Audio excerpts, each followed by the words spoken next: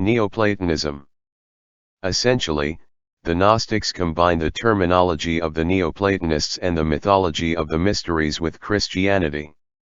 Neoplatonism and the emergence of the mysteries of Mithras were closely connected to the royal family of Emesa, today Homs in Syria, a dynasty of priest-kings who formed a powerful and influential aristocracy. Emesa was renowned for the Temple of the Sun, known as Elagabalium, a derivation of Baal, was adored in a shape of a black stone. Around 64 BC, Pompey the Great had reorganized Syria and the surrounding countries into Roman provinces, and had installed client kings, who would be allies to Rome. One of those client kings would be Sampsiceramus, the founding member of the priest-king dynasty of Emesa, who lived in the 1st century BC. Genealogy of the priest-kings of Emesa. Mithridates III of Commagene plus Princess Iotapa of Media Atropatene. aka II of Commagene plus Thrasylus of Mendes, astrologer and a personal friend of the Roman Emperor Tiberius. Unnamed daughter plus ex Lucius Ennius.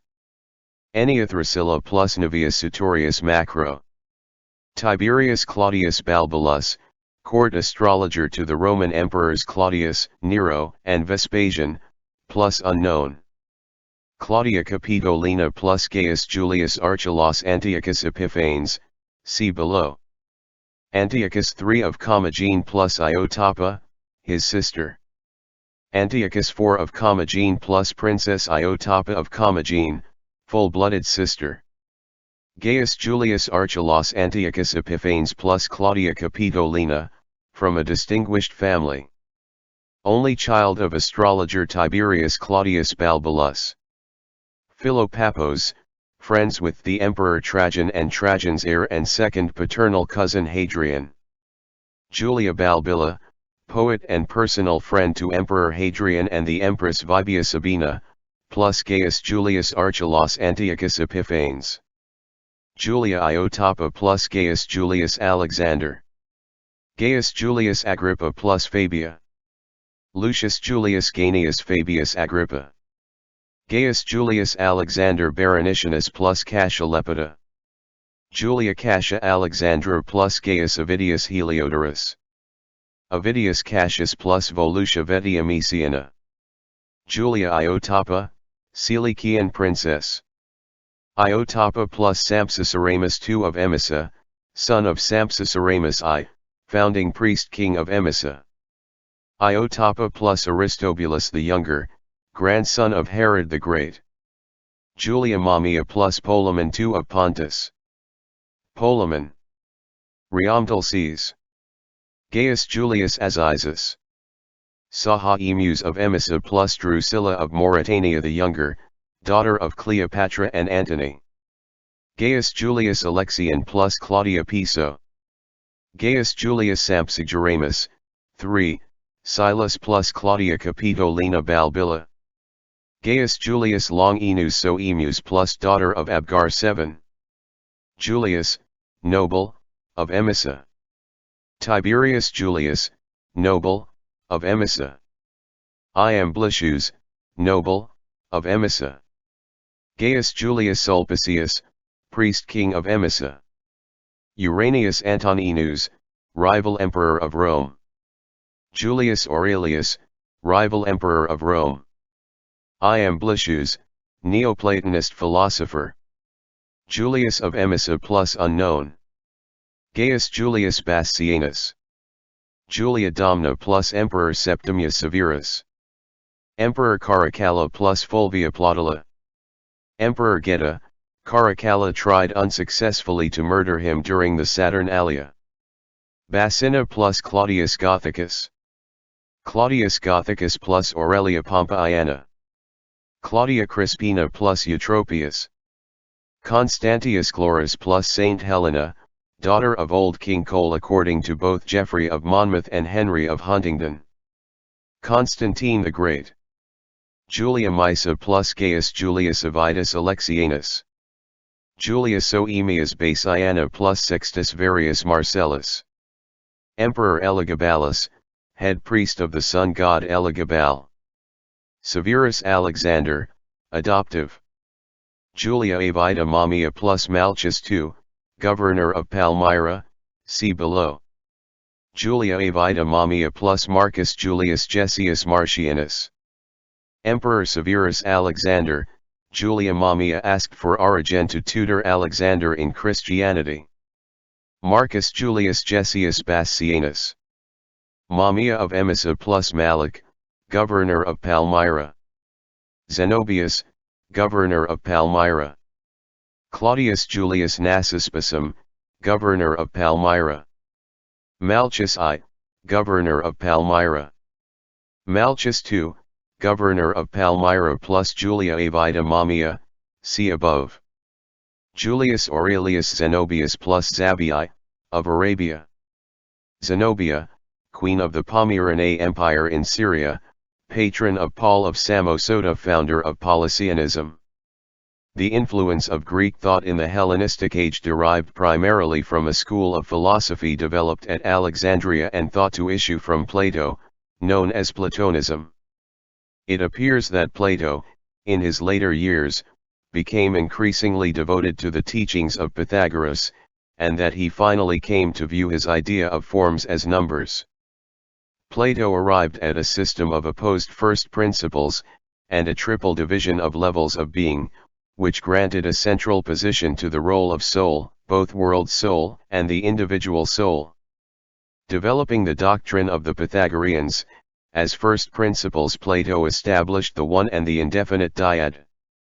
The one, or monad, is an active principle, imposing limit on the formlessness of the opposite principle, the dyad. The dyad is a duality, that on which the one acts, but it is also the irrational aspect of the soul, and the underlying substance of the universe, the receptacle of the timaeus. Essentially, as explained Xenocrates, Plato's successors to head of the academy, the monad and the dyad are the philosophical rendering of the pagan trinity. The monad represents the Father, while the dyad represents the dual-natured goddess, taken from the ancient Trinity. 70. By acting on the dyad, the one generates the form numbers. First the dyad produces the number 2, by doubling the 1, and then produces the other numbers by either adding to 2 and to each successive number the 1 or itself. However, Plato took only those numbers up to 10 as constituting forms. A special importance was placed by Plato, as it was by the Pythagoreans, on the primal numbers, 1, 2, 3, and 4, the tetractys, and their sum total, 10 or the decad.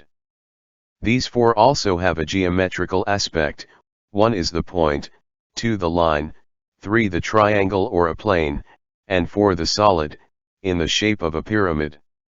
The four basic numbers assume their geometric aspect in world soul, from which the four dimensions are projected upon matter, through combinations of basic triangles, to form the four elements. The next phase of Platonism, or Middle Platonism, emerged as the result of a new influence, that of Neo-Pythagoreanism, if in fact the two movements were not the same. A curious series of texts had emerged in the 3rd and 2nd centuries BC, claiming to be the works of the original Pythagoreans. It was in this period that the myth of Pythagoras as the student of Oriental wisdom took shape, reflected later in the biographies by Diogenes Laertius, Porphyry, and Iamblichus. 71. However, according to John Dillon, noted scholar of Middle Platonism, only certain works attributed to the original Pythagoreans, namely Philolaus and Archytas, are possibly genuine, though as far as the other works are concerned, much about them remains obscure and little is known as to who wrote them and why.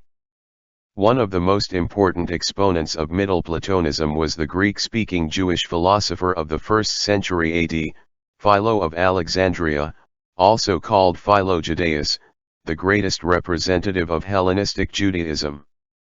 Although a devout Jew, Philo attempted to rationalize Judaism with his version of Platonic philosophy.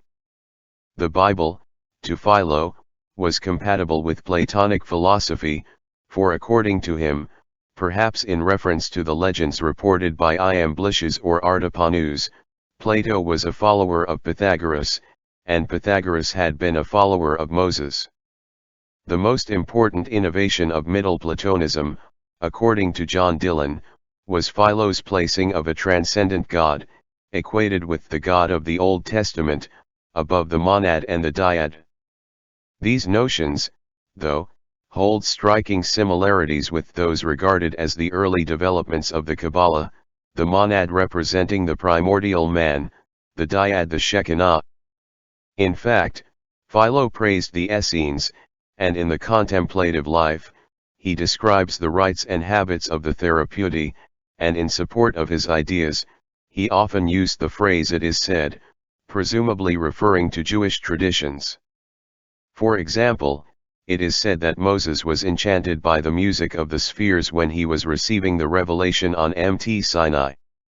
72 Ultimately, in the opinion of Moshe Idel, a leading modern scholar of the Kabbalah, there seems to be extant evidence for the existence of Hebrew traditions that may mediate between Philo's views, or other ancient Jewish traditions parallel to Philo, and the emergent Kabbalah. 73. Below the supreme God, the monad becomes the Stoic logos, the active principle of God's creative thought. To Philo, he who drives the chariot of the powers is the logos, and he who is born in the chariot is he who speaks the logos, giving commandment to the driver for the right driving of the universe. 74 The logos is the mediator between God and creation, which at one point he identifies as a second God. The logos is the primordial or archetypal man, the image of God. Therefore, the logos is the macrocosm, a reflection of the earthly man, who is the microcosm. The logos proceeded from God and Sophia, and is described as the Son of God and Sophia, through whom the universe came into existence. Sophia, or wisdom, is the dyad. Like the Shekinah, she is the female life principle assisting the supreme God in his work of creation and administration, but also somehow fulfilling the role of mother to all creation. 75. The man largely responsible for the development of the Neo-Pythagorean movement, and the fusion of Platonism and Stoicism, was Posidonius, c. 135 BC, c. 51 BC, a native of Apamea in Syria, near Emesa. Little is known of Posidonius' thought, but some of his teachings have been preserved by his pupil Cicero.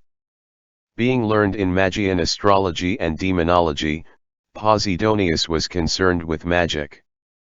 Cumont, explaining the nature and source of Neo-Pythagoreanism, stated, although by its ideal of religious life it professed to connect itself with the old Pythagorean mysticism, its doctrine owes more to the theories developed by Posidonius, especially in his commentary on the Timaeus, and it borrowed much, either through the medium of the Great Syrian or even directly, from Oriental religions.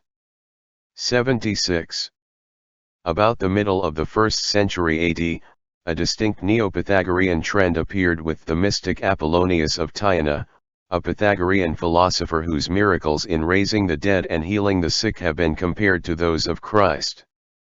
During his travels he associated with the Brahmins of India, the gymnosophists of Egypt, and the Babylonian Magi, who initiated him in the Chaldean mysteries. In Rome Apollonius was arrested and tried before Emperor Domitian for sorcery, for having predicted a plague at Ephesus. He claimed it was merely his moderate diet that kept his senses clear and enabled him to see the present and the future. Nevertheless, according to his biographer, Apollonius managed to inexplicably vanish from the courtroom. The Neo-Pythagorean philosopher chiefly responsible for the transition of Platonism to a Neoplatonic synthesis of Hellenistic, Persian, and Jewish systems, was Numnius of Apamea, who flourished in the late 2nd century AD. Numnius showed extensive knowledge of Judaism, and may have been acquainted with Christianity. News intended to seek the origin of Platonic ideas in the teachings of the ancient East, the spirit transmigration of Hinduism, the monotheistic deity and the Trinity in Judaism, and the esoteric dualism of Gnostic and Hermetic cults. To explore the nature of God, News insisted, one had to look back beyond the wisdom of Plato, or even of Pythagoras, to everything that the Brahmins, the Jews, the Magi, and the Egyptians have established. 77 According to the Church Father Origen, News offered allegorical interpretations of the writings of Moses and the prophets. 78 He had remarked, "What is Plato, but Moses speaking in Attic Greek?" 79. Another important philosopher of Middle Platonism was Plutarch of Charioni, c. AD 46, AD 120, a priest of the Temple of Apollo at Delphi. Plutarch's teacher, Ammonius Saccas, fluid 3rd century AD, who had been in charge of the Platonic Academy at Athens, was an Egyptian, and probably responsible for the introduction of the Pythagoreanizing and astrological Alexandrian influences to the Academy. In his essay on the E at Delphi, Plutarch explained that, according to Ammonius, the sublunary realm was ruled over by a god, or rather daemon, whose office is concerned with nature in dissolution and generation, who is known as Hades or Pluto, in contrast to the god who rules over the heavenly realm, who is Apollo. According to Plutarch, the supreme god responsible for creating the world, and commonly worshipped by the ignorant masses, is actually the evil god, while the true god is that one mistakenly accused of evil. This god, or demon, should be called Hades or Pluto, god of the underworld, or the sublunary realm. 81 As mediator, the Logos is the messenger of the gods, which Plutarch equated with Mithras, the mediator god of the Zoroastrians. 82 Plutarch talked of the One and the Dyad, without the idea of the supreme principle above them. However, he maintained, God must relate to the world through intermediaries, first of which is the Logos. For Plutarch, the Logos is the equivalent of the sun god of ancient paganism. Numenius' thought is alleged to have influenced the first Neoplatonist, Plotinus, c. 204/5, 270. Born in Egypt, Plotinus, like Plutarch, had also been the pupil at Alexandria of Ammonius Saccas, who may have been the intermediary for Numenius' ideas. Moshe Idel, a leading scholar of the Jewish Kabbalah, has indicated that the quest for mystical union in the thought of Plotinus may have been derived from Jewish sources, possibly from Philo of Alexandria and Rabbi Akiva 83. Supposedly, Ammonius had been brought up as a Christian but abandoned his religion for the study of Plato, developing his own variation of Platonic philosophy. In the life of Plotinus, Porphyry reported that through Ammonius, Plotinus became eager to investigate the Persian methods and the system adopted among the Indians. 84. Plotinus was the teacher of Porphyry, c. 234, c. 305 AD, who was born in Tyre in Phoenicia. In 301, he produced his most important work, the Enneads. Fragments survive of his Against the Christians, which was condemned to be burned in 448. Porphyry wrote a history on the life of Pythagoras, and on abstinence, a plea for vegetarianism, and in On the Cave of the Nymphs, he describes the symbolism of a grotto mentioned in Homer, in relation to the cave rituals of Mithraism. Porphyry was also a tutor to the Syrian philosopher Iamblichus, c. 245, c. 325 AD, another famous descendant of the priest-kings of Emesa. 85 Iamblichus sought to revive paganism by a return to its roots among the Babylonians and Egyptians, the leading proponents of classical thought, like Pythagoras, Plato, Aristotle, and finally, in the mysteries. He has generally been credited with the transformation of the merely spiritual Neoplatonism of Plotinus in favor of theurgy, the magical conjuration of the gods, a subject which he treats in his work, On the Mysteries of the Egyptians, Chaldeans, and Assyrians.